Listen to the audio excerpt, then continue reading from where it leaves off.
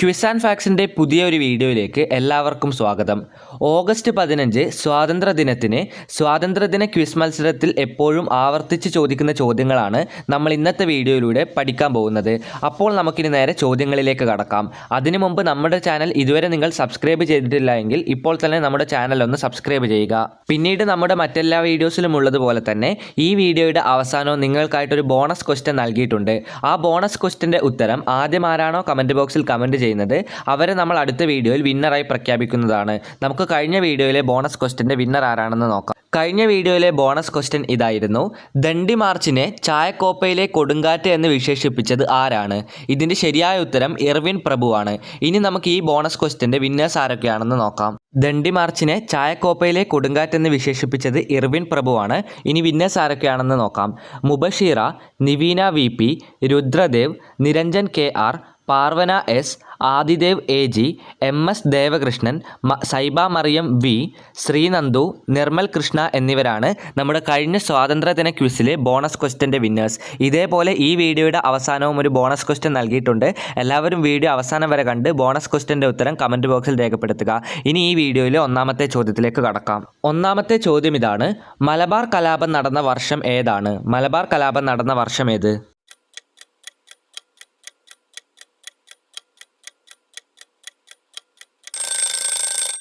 1921 മലബാർ കലാപം നടക്കുന്നത്. രണ്ടാമത്തെ ചോദ്യം: സതി നിർത്തലാക്കിയ ബ്രിട്ടീഷ് ഗവർണർ ആര്? സതി നിർത്തലാക്കിയ ബ്രിട്ടീഷ് ഗവർണർ ആരാണ്?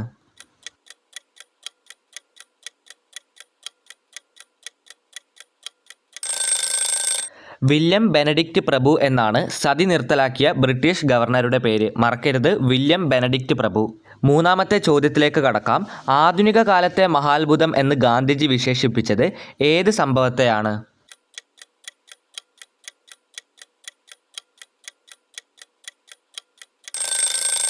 ക്ഷേത്രപ്രവേശന വിളംബരത്തെയാണ് ആധുനിക കാലത്തെ മഹാത്ഭുതമെന്ന് മഹാത്മാഗാന്ധിജി വിശേഷിപ്പിച്ചത്.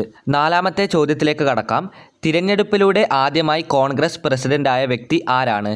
അതായത് വോട്ടെണ്ണലിലൂടെ ആദ്യമായി കോൺഗ്രസ് പ്രസിഡന്റായ വ്യക്തി ആര്?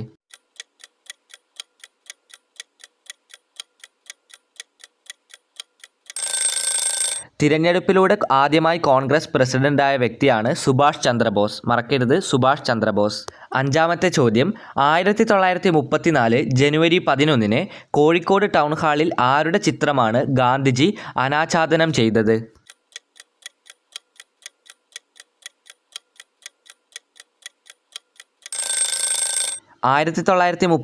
ജനുവരി 11 കോഴിക്കോട് ടൗൺ ഹാളിൽ K. മാധവൻ നായരുടെ ചിത്രമാണ് ഗാന്ധിജി അനാച്ഛാദനം ചെയ്തത്.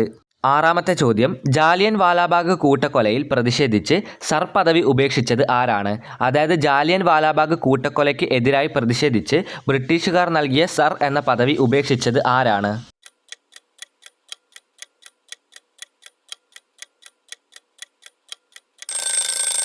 രവീന്ദ്രനാഥ ടാഗോറാണ് ജാലിയൻ വാലാബാഗ് കൂട്ടക്കൊലയ്ക്കെതിരെ പ്രതിഷേധിച്ച് ബ്രിട്ടീഷുകാർ നൽകിയ സർ എന്ന പദവി ഉപേക്ഷിച്ചത്. ഏഴാമത്തെ ചോദ്യത്തിലേക്ക് കടക്കാം. അതിനു മുമ്പ് ചാനൽ ഇതുവരെ സബ്സ്ക്രൈബ് ചെയ്യാത്തവരുണ്ടെങ്കിൽ ഇപ്പോൾ തന്നെ ചാനൽ ഒന്ന് സബ്സ്ക്രൈബ് ചെയ്യുക. ചോദ്യം ഇതാണ്: ഗാന്ധിജിയെ ആദ്യമായി രാഷ്ട്രപിതാവ് എന്ന് വിളിച്ചത് ആരാണ്?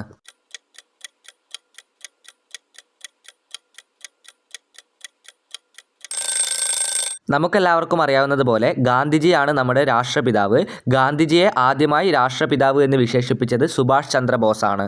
എട്ടാമത്തെ ചോദ്യം: the Indian war of independence എന്ന പുസ്തകം ആരുടേതാണ്? The Indian war of independence എന്ന പുസ്തകം രചിച്ചത് ആരാണ്?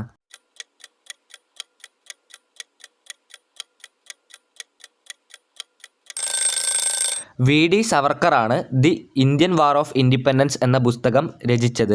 ഒൻപതാമത്തെ ചോദ്യത്തിലേക്ക് കടക്കാം. തപാൽ സ്റ്റാമ്പിൽ പ്രത്യക്ഷപ്പെട്ട ആദ്യത്തെ കോൺഗ്രസ് പ്രസിഡന്റ് ആരാണ്?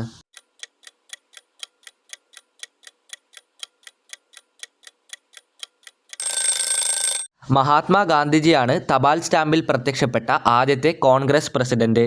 വീഡിയോയിലെ 10ാമത്തെ ചോദ്യം ഇതാണ്: 1948 ഇന്ത്യക്കാരനായ ആദ്യ ഗവർണർ ജനറലായി സത്യപ്രതിജ്ഞ ചെയ്തത് ആരായിരുന്നു?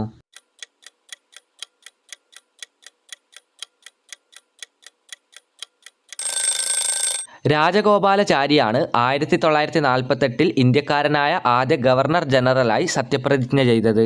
11ാമത്തെ ചോദ്യത്തിലേക്ക് കടക്കാം. സൈമൺ കമ്മീഷൻ ഇന്ത്യ സന്ദർശിച്ചപ്പോൾ ആരായിരുന്നു ഇന്ത്യയിലെ വൈസ്രോയി?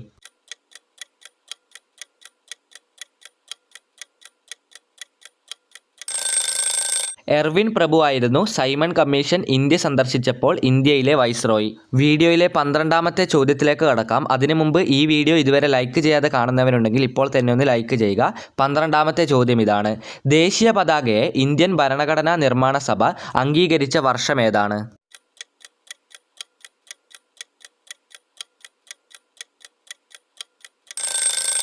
നമ്മുടെ ദേശീയ പതാകയെ ഇന്ത്യൻ ഭരണഘടനാ നിർമ്മാണ സഭ അംഗീകരിച്ച വർഷം 1947 തീയതി ജൂലൈ 22.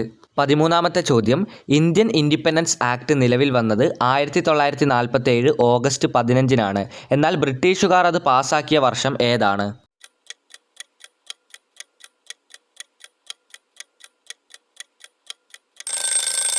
1947 ഓഗസ്റ്റ് 15 നിലവിൽ വന്ന ഇന്ത്യൻ ഇൻഡിപെൻഡൻസ് ആക്ട് ബ്രിട്ടീഷുകാർ പാസാക്കിയത് 1947 ജൂലൈ 18.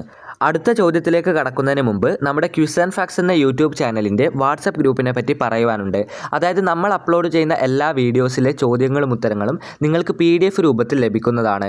അതായത് നിങ്ങൾ ഇതൊന്നും എഴുതിയെടുക്കേണ്ട ആവശ്യമില്ല. പകരം ഇതൊക്കെ റിവൈസ് ചെയ്യുവാൻ പാകത്തിൽ നിങ്ങൾക്കിത് PDF രൂപത്തിൽ ലഭിക്കുന്നതാണ്. അതിനായി നിങ്ങൾ നമ്മുടെ വാട്സപ്പ് ഗ്രൂപ്പിൽ ജോയിൻ ചെയ്യേണ്ടതുണ്ട്.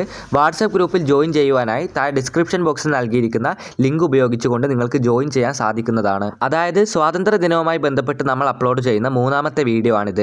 ആ വീഡിയോസ് കണ്ട ഉടൻ തന്നെ നിങ്ങൾക്ക് ആ ചോദ്യങ്ങളും ഉത്തരങ്ങളും പഠിക്കുവാൻ വേണ്ടിയിട്ട് ഇത് PDF രൂപത്തിൽ ലഭിക്കാൻ നമ്മുടെ വാട്സപ്പ് ഗ്രൂപ്പിൽ ജോയിൻ ചെയ്യുക. അതിൻ്റെ ലിങ്കാണ് താഴെ ഡിസ്ക്രിപ്ഷൻ ബോക്സിൽ നൽകിയിരിക്കുന്നത്.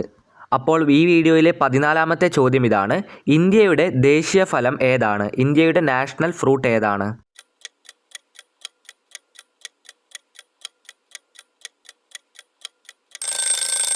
ഇന്ത്യയുടെ ദേശീയ ഫലം മാങ്ങയാണ്. അതായത് ഇന്ത്യയുടെ നാഷണൽ ഫ്രൂട്ട് എന്ന് പറയുന്നത് മാംഗോ ആണ്. 14ാമത്തെ ചോദ്യത്തിൻ്റെ ഉത്തരം മാംഗോ. ഇനി നമുക്ക് ഈ വീഡിയോയിലെ 15ാമത്തെ ചോദ്യത്തിലേക്ക് കടക്കാം. സ്വാതന്ത്ര്യം ലഭിക്കുമ്പോൾ ഇന്ത്യയിൽ എത്ര നാട്ടുരാജ്യങ്ങളാണ് ഉണ്ടായിരുന്നത്?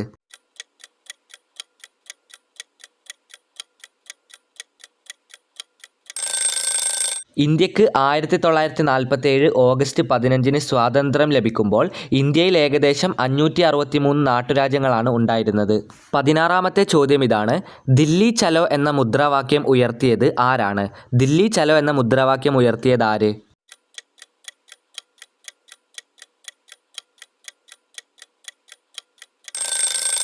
സുഭാഷ് ചന്ദ്രബോസ് ആണ് ദില്ലി ചലോ എന്ന മുദ്രാവാക്യം ഉയർത്തിയത്. 17ാമത്തെ ചോദ്യം: ദണ്ഡി യാത്രയെ രാമൻ്റെ ലങ്കയിലേക്കുള്ള യാത്രയായി വിശേഷിപ്പിച്ചത് ആരാണ്?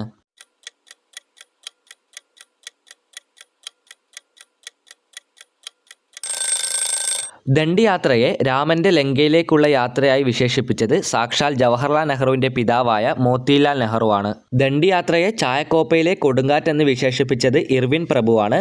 അതേപോലെ രാമൻ്റെ ലങ്കയിലേക്കുള്ള യാത്ര എന്ന് വിശേഷിപ്പിച്ചത് മോത്തിലാൽ നെഹ്റുവാണ്. ഇത് രണ്ടുമാണ് ദണ്ഡി യാത്രയുടെ 2 പ്രധാനപ്പെട്ട വിശേഷിപ്പുകൾ. ഈ വീഡിയോയിലെ ചോദ്യങ്ങൾ ഇവിടെ വെച്ച് അവസാനിച്ചിരിക്കുകയാണ്. ഇനി നമുക്ക് ഈ വീഡിയോയിലെ ബോണസ് ചോദ്യത്തിലേക്ക് കടക്കാം. ചോദ്യം വായിച്ച ഉടൻ തന്നെ ഉത്തരം അറിയാവുന്ന എല്ലാവരും ഈ ചോദ്യത്തിൻ്റെ ഉത്തരം കമൻറ്റ് ബോക്സിൽ രേഖപ്പെടുത്തുക. ആരാണോ ആദ്യം കമൻറ്റ് ബോക്സിൽ രേഖപ്പെടുത്തുന്നത് അവരെയാണ് നമ്മൾ അടുത്ത വീഡിയോയിൽ വിന്നറായി പ്രഖ്യാപിക്കുന്നത്. നിങ്ങളുടെ ഉത്തരത്തിൻ്റെ കൂടെ പേര് കൂടി രേഖപ്പെടുത്താൻ മറക്കരുത്. എന്നാൽ മാത്രമേ അടുത്ത വീഡിയോയിൽ നിങ്ങളെ വിന്നറായി പ്രഖ്യാപിക്കുകയുള്ളൂ. അപ്പോൾ ഉത്തരത്തിൻ്റെ കൂടെ പേര് നിർബന്ധമാണ്. ഇനി നമുക്ക് ചോദ്യത്തിലേക്ക് കടക്കാം. അപ്പോൾ ഈ വീഡിയോയിലെ ബോണസ് ക്വസ്റ്റ്യൻ ഇതാണ്: 1857 വിപ്ലവത്തെ ശിപ്പായി ലഹള എന്ന് വിശേഷിപ്പിച്ചത് ആരാണ്? അതായത് 1857 1ാം സ്വാതന്ത്ര്യ സമരത്തെ ശിപ്പായി ലഹള എന്ന് വിശേഷിപ്പിച്ചത് ആര്? ഉത്തരം അറിയാവുന്ന എല്ലാവരും കമൻറ്റ് ബോക്സിൽ ഉത്തരം രേഖപ്പെടുത്തുക. ഇതുപോലെയുള്ള വീഡിയോകൾക്കായി ചാനൽ ഇപ്പോൾ തന്നെ സബ്സ്ക്രൈബ് കൂടി ചെയ്യുക.